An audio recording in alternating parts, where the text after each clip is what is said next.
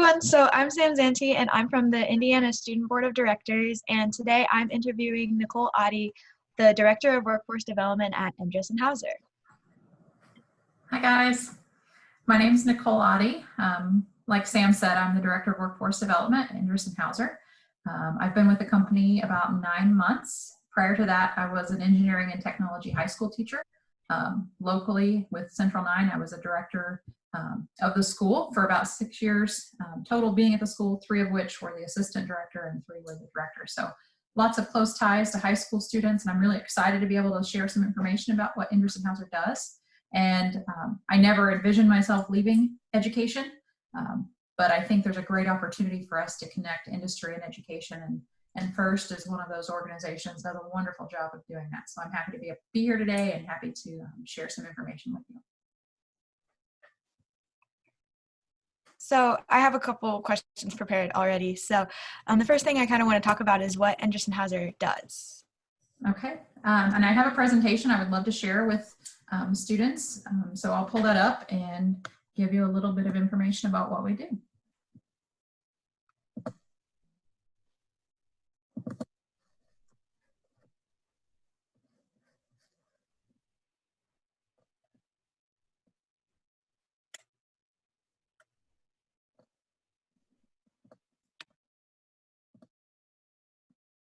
Okay. So a lot of times you guys have heard of measurement before, and whenever I ask and survey students, I'll say, what do you think of when you think of measurement? And I know that I can't get interaction right now with you, but a lot of the answers I get are things like inches and measurements and rulers and things like measuring volume or weight. So those are all things that people typically think of when they think of measurement. Hauser is a company that makes things that measure stuff, but not these typical things that you're used to hearing about. We measure things like flow, level, pressure, temperature, and other analytical type measurements for gas and chemicals. And we are in lots and lots of different industries. So we make things that help other manufacturers create their products. So things like food and beverage industry, water, wastewater, chemical, life sciences, oil and gas, primaries and metals, and power and energy. So if there's something being produced and it has something that's flowing, whether it's fluid or solids that's going through a process, that's process automation is what we do, then these are the different industries that we serve. And some of them you may be familiar with. And I'll go through a few of those in a moment, but here's an example of some of our technologies over time. Hauser started with a patent in 1957 for a capacitance level measurement device. And then you can see through time all of the different changes and modifications that have happened to products. And one of those most recently, if you see at the bottom, is kind of a heartbeat technology that allows us to communicate with our instruments remotely through a heart communication. And it allows us to keep a status on where our products are, how they're functioning, how they're operating, and how they're doing without having to be present and right next to those. So if you ever come to Hauser, you've participated in any of our events, you would see some of these products and you could interact with them. Some of our customers, you've probably heard of a lot of these. If you hadn't heard of Hauser before, you've probably heard of BP or Nestle, Shell, Eli Lilly, Coca-Cola Company, Procter & Gamble, and as well as the others listed. All of these companies use our products, our measuring devices in their processes to create their products. So if you've ever been to a Love's truck stop or a Pilot truck stop, you've probably seen a typical gas fueling device. Well, there are also places where trucks have to go, like your diesel trucks, to fill up with DEF fluid, the diesel exhaust fluid. And our Coriolis meters are installed in those pumps.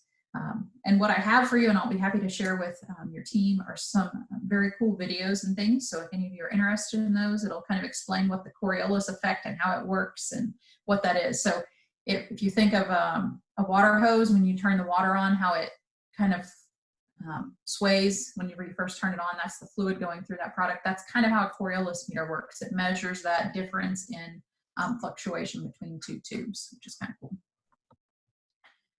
If you've probably heard of Shell, our meters are used out on the oil rigs in the ocean to help measure flow. whether that's the crude oil. They help measure level to keep that entire rig level while it's out on the ocean. And then we also have pressure devices to make sure that pipelines are safe and keeping people safe as well. Nestle, if any of you have driven up I-69 near Anderson, you've probably seen this facility. They create Nesquik, coffee creamers, etc. And so our level devices are in tanks, and they work with radar signals that send down a signal, and then that signal bounces off the product and comes back up and receives that signal. And those bins are measuring levels of sugar. And then we also have our devices that are measuring flow, milk, receiving and blending of that milk. We're also measuring temperature, analytical. Again, the products that we make are being used to keep people safe and healthy, and the environment clean and healthy as well. If you think about Tesla, that's another cool place. They use our products, and they're building the Gigafactory out in the West. And right now, it's in construction, so it's not quite finished yet, but all of the utilities in that facility will be using our E&H instruments. Anderson Hauser is a family-owned company, so that's really important when you're looking at future career opportunities. We're not publicly traded on the stock market, so even in downturns in the market, or even right now, I know many of you are experiencing a much different time. Even me, right now I'm working from home, but I have the stability in a family-owned company that they aren't going to lay people off during these times of uncertainty. So they have invested enough in their workforce and invested enough in the communities that they serve to provide that stability for those workers in that workforce. Anderson Hauser is global, so even though our North American headquarters is located in Greenwood, and you can see that over the US segment there on the left side of your screen, you'll see lots of other dots on the screen from anywhere from Switzerland and Germany, which is where our headquarters globally is located. Our North American headquarters is here in Greenwood, which is awesome. But you can see lots of other different opportunities around the world. So if you have an interest in traveling internationally or even across the country, there are lots and lots of opportunities to do so. Here in the US, we started in Massachusetts in 1970 with a very small facility where we produced our products. And then in 74 is whenever the production moved to Greenwood. And at that point, just 8 employees and about 2,000 square feet of people. Now today, you can see a picture of our whole campus right off of Worsville Road, off of I-65. We have approximately 500 employees, over 500,000 square feet of facility space, and then a total across the US, because we have other locations, we have other workforce because we have regional centers in Charlotte, Philadelphia, and Houston, and then we also have production in California as well, which is kind of cool. If you look at specifically in Greenwood, we are producing and manufacturing several products. We have a facility that's manufacturing the level and pressure devices that we spoke of. We have a facility that's measuring the flow or manufacturing the flow devices, and then we have a facility that's doing temperature as well. So I know some of your questions will kind of help introduce the audience to some of our opportunities. And I can just share a few of those now. We offer internship opportunities both for high school and college students. Now those have been filled so far for this summer and next school year, but we will be hiring. We have a high school student that's going to join us as an engineering intern, and the high school student's going to intern with us as a controlling intern. So that's more the finance side. We also have college interns. We have about 12 of those that are going to start in May and June, pending the coronavirus, and we may have some of them working remotely as well. We have awesome scholarship opportunities, and then of course our full-time employment. So that's my basic overview of what E&H is, and I'll stop sharing my screen so that if you want to take control back, you can.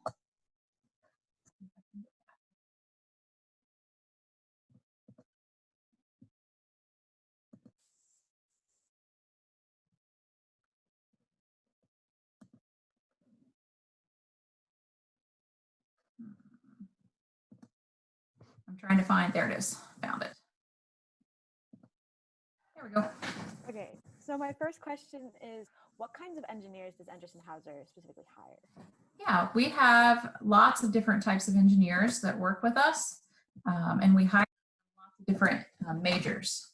But most of the time, we have a strong focus of chemical engineers. If you looked at some of the things that we're producing level and pressure and analytical for gas and chemicals. So there's a strong need for chemical engineers, but we also have a lot of mechanical engineers that we hire. We hire industrial engineers as well. And even if we don't hire somebody as an engineer, maybe somebody comes in with a 2-year degree, maybe as an engineering technician, we will help through support for tuition to help people go back and then continue to study different areas to help them be a more contributing partner in the company. Awesome. Besides engineers, what are the other jobs that Anderson-Hauser has, especially like just in Indiana in general? Yeah, so a lot of times people, when they think of manufacturing, they think, okay, you're either going to be out in production or you're going to be an engineer. Those are the only 2 jobs that you can have. But that is so much farther from the truth than it could be. So we have, like, the group that I'm in right now is called Human Resources. So we work with keeping the people side of the company going. So we hire, we bring in new people, we recruit, we find new talent. I work specifically with K-12 and post-secondary partners heavily. We also have strong sales and marketing teams. So if you're interested in whether it's digital marketing or social media type platforms, we do marketing that way, or selling our product. A lot of the engineers we hire for their technical skill, but we also hire because we want them to be a social engineer.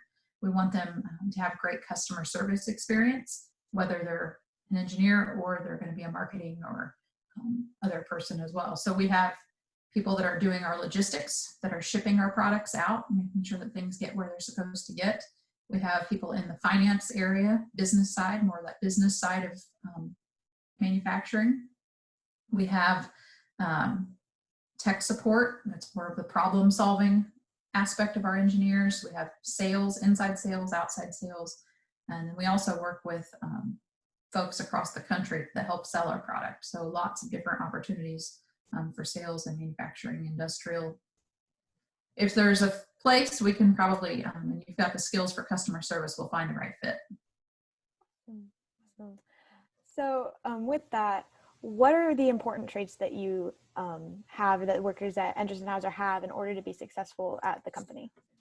Yeah, so the biggest piece, like I mentioned, is making sure that somebody comes in with customer service experience. So even when we're interviewing our interns, we're interviewing, whether that's high school or college, we're interviewing our new rotational engineers that come on board, or we're interviewing somebody that's going to go into marketing. We want to make sure that they have that ability to assist the customer and help them in whatever way possible. So even a job as simple as working at a pizza place in high school is really important to us. We want to see those opportunities that you've had to work with customers on a one-on-one basis. So we're looking for that.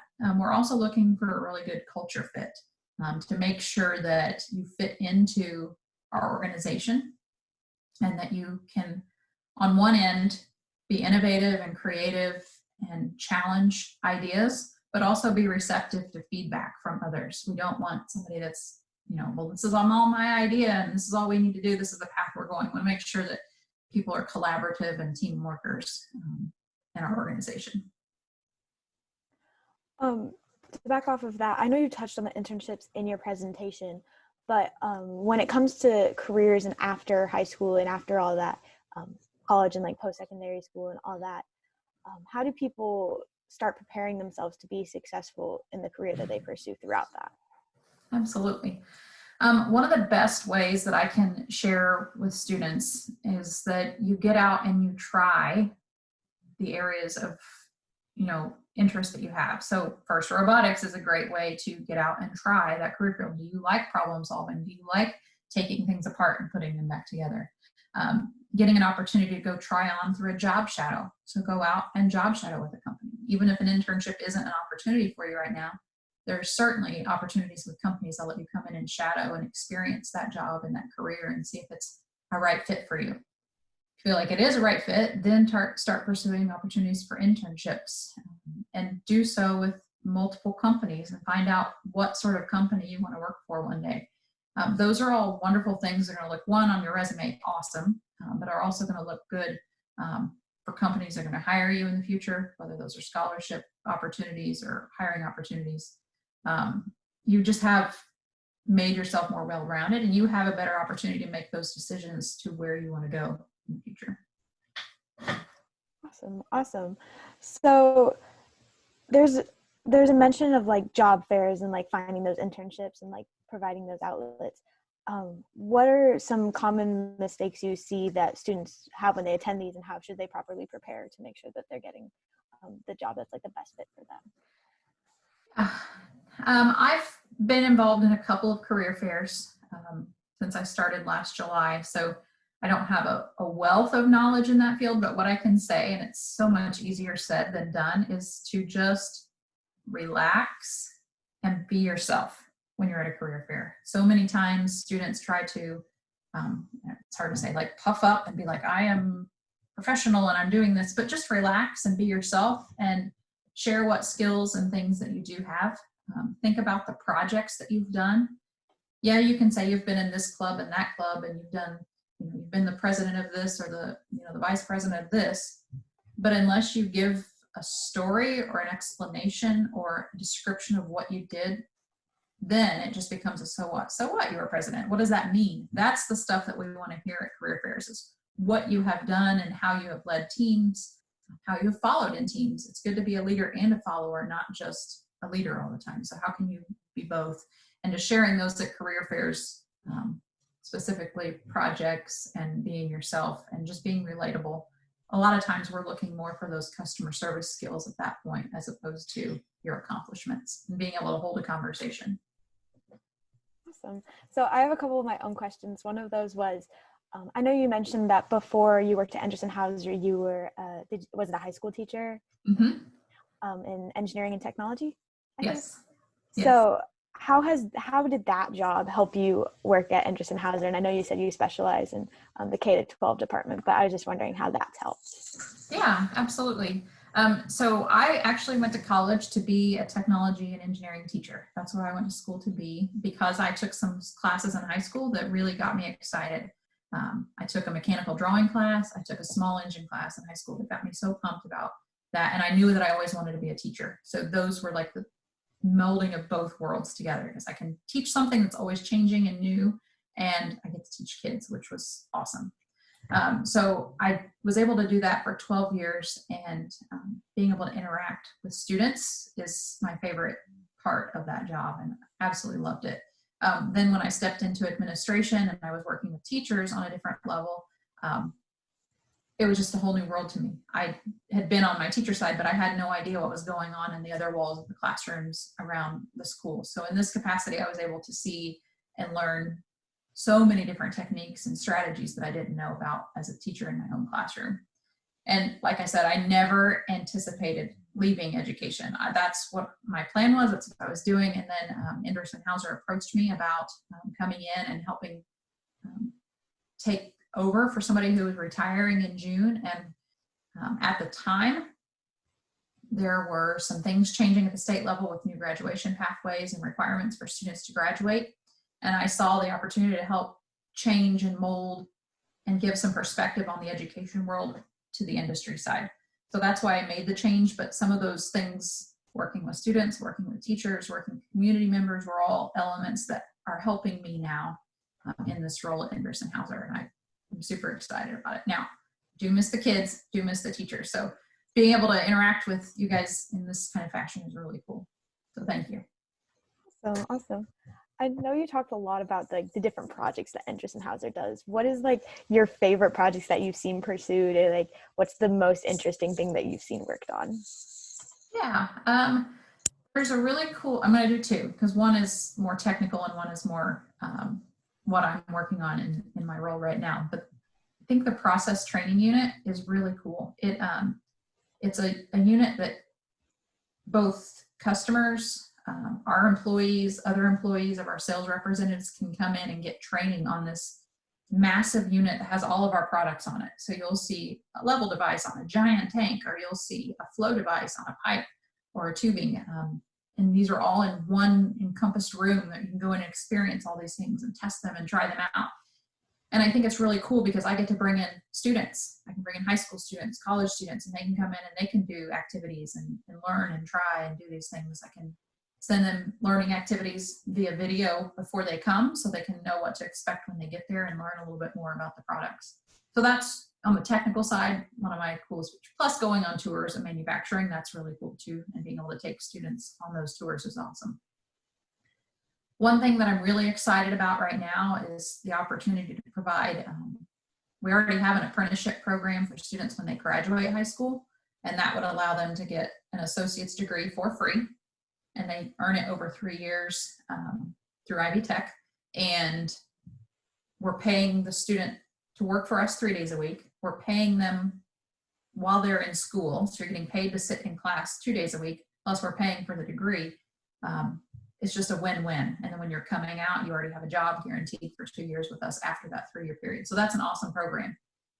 But what I'm working on right now is a project in collaboration with some high schools in our area that would allow us to take that model into the junior and senior year of high school so that students could get an associate's degree in industrial technology with a focus in automation and robotics technology, and get work experience, not with just Endress & Hauser, but some other companies in the area as well over that 2 years. So when they graduate, they have the associates, they could have potential to get that apprenticeship license once they get more work hours. And I'm just really excited about that. And we're hoping to be able to launch that this fall to 8th graders, because it would take 4 years to get through that.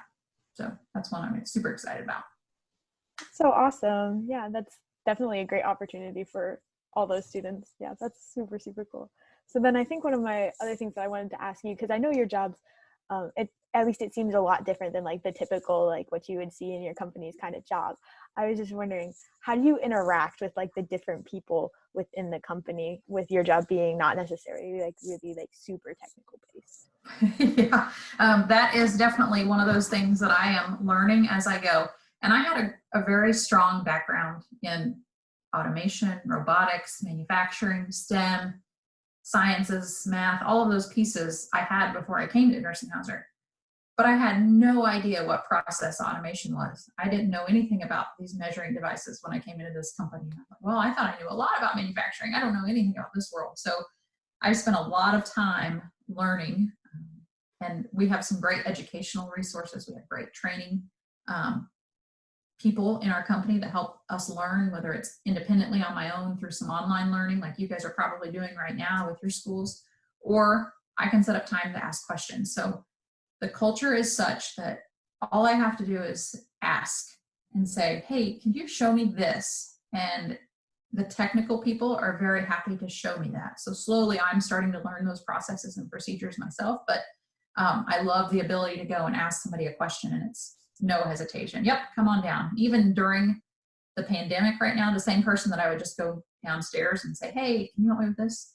We set up go-to-meetings and he's walking me through it through virtual meetings to learn what I need to learn. So no worries there. And I was worried that people wouldn't take me seriously, not being from the technical world coming in, but absolutely not. They welcome me with open arms. So it's been awesome.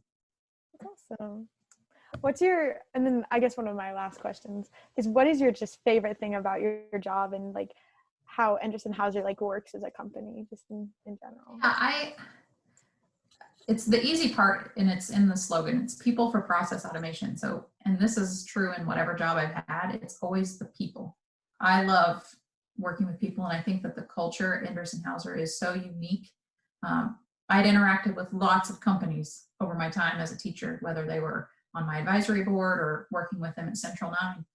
I had lots of interactions, and I had never had any negative experiences with folks when I worked with them at Endress & Hauser. So it has always been positive. Now, not saying that we can't challenge and we can't innovate, because we definitely do that. I feel really good about the team that I work with, whether it's my individual team or the larger team of people on campus or globally, which is really cool. I get to have meetings with people across the world, which is awesome.